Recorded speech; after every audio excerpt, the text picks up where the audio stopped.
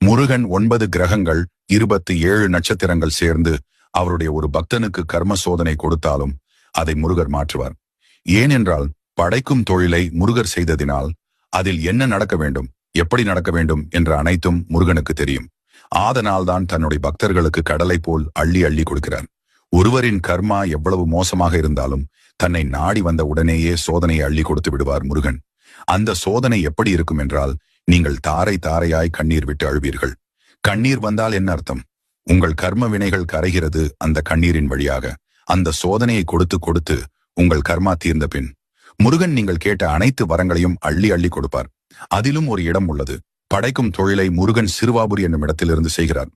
இந்த இடத்தில்தான் முருகர் பிரம்மனிடம் என்ன கூறியிருக்கிறார் என்றால், இனி என்னுடைய பக்தர்கள் யார் இங்கே வந்தாலும் அவர்களுக்கான விதியை நீங்கள் சரியாக தான் எழுத வேண்டும், தவறாக எழுதக்கூடாது.